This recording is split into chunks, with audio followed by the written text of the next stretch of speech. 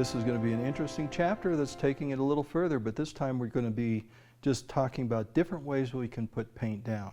And that's so important. We're going to use the same colors each time, but we're going to have a whole different way of seeing the paint depending on how we apply the color. So we are going to first start with different ways to put that paint down. Then we're going to go on to how color affects color and how your eye is going to see things differently depending on the color that surrounds the color. Okay, now I'm going to go with a charged one paint into the other and see what happens. So I'm going to start by wetting the paint. Remember, I'm still working with the same two colors. And we'll get this down. I'm going to wet the whole surface this time.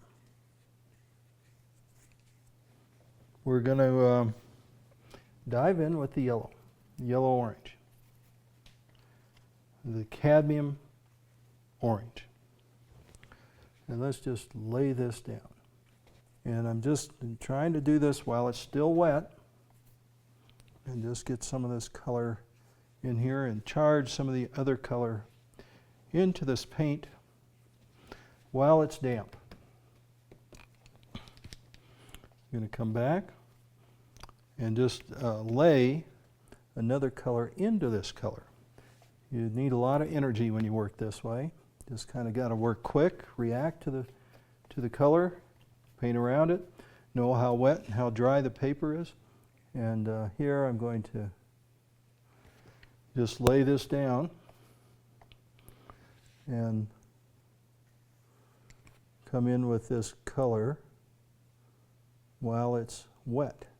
Now I'm going to come in a little darker into some of this and let that paint just kind of play. Pure hue pigment.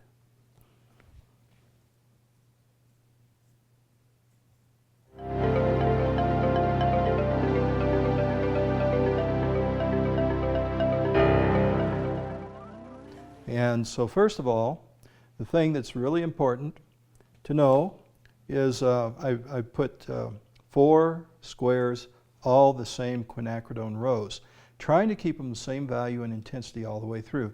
The last 2 squares I've neutralized and tried to get a gray that's the same value on both of these squares. So the first one I will do nothing to.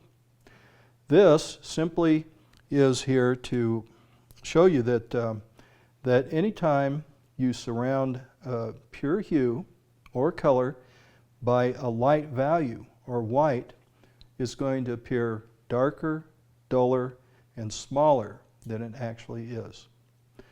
On the next square, if you notice these are the same value, or close to the same value, I'm going to surround this with a dark. And I'll just mix a phthalo green and the rose.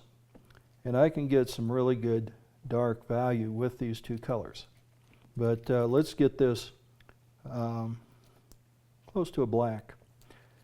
This, Renoir called black the queen of colors.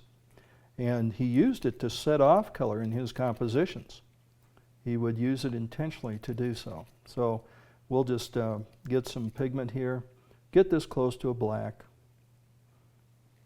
and paint this around here. Notice how the color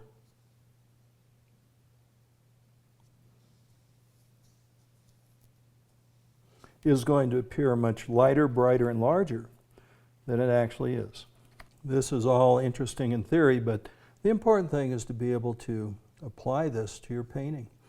Say this was a flower that was a rose and you wanted to make that pop. Boom, just put that strong dark against it and see what happens.